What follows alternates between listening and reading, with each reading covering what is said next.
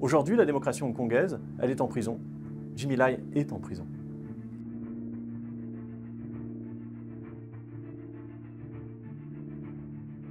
En 2014, alors que je venais de commencer à travailler pour Reporters sans frontières, on m'a dépêché dans la zone administrative spéciale, qui était alors en plein émoi, puisqu'il y avait un mouvement démocratique d'une ampleur sans précédent pour défendre les libertés publiques à Hong Kong.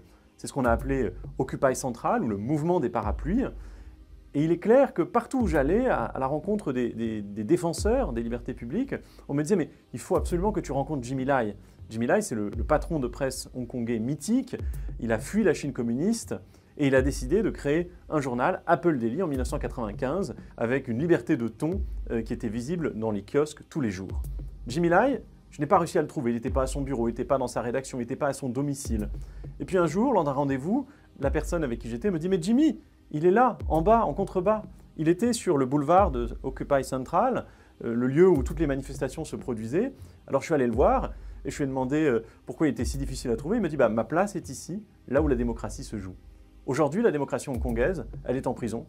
Jimmy Lai est en prison. Je crois qu'il est vraiment important de valoriser ce que Hong Kong a apporté à la liberté de la presse et ce que Hong Kong peut encore apporter au monde. Hong Kong était un territoire qui échappait au règne sans pitié de Pékin vis-à-vis des journalistes et de l'information. Depuis la rétrocession à la Chine, nous vivons une véritable dégringolade. Le classement mondial de la liberté de la presse, qui mesure l'état de la presse dans 180 pays, eh bien, est passé de la 18e position pour Hong Kong à la 140e aujourd'hui. C'est dramatique.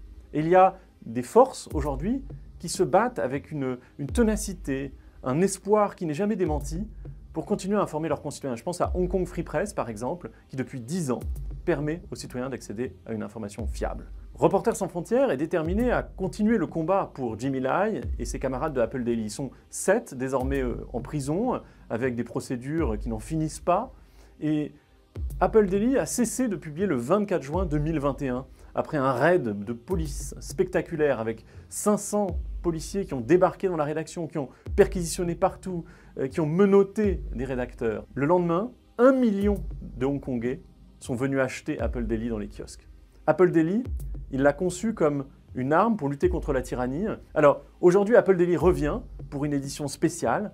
Cette édition, c'est nous qui l'avons concoctée avec tous ceux qui aiment la liberté de la presse à Hong Kong. Parlez-en autour de vous, nous le distribuerons dans les lieux de pouvoir. Il est important de parler de Jimmy Lai, 77 ans, en prison aujourd'hui. Cette pomme, qui a donné son titre au journal, désigne évidemment cette pomme de l'arbre de la connaissance qui nous permet de lutter contre l'obscurantisme et la tyrannie. Alors soutenez Apple Daily et rejoignez la campagne pour sauver Jimmy Lai. Merci.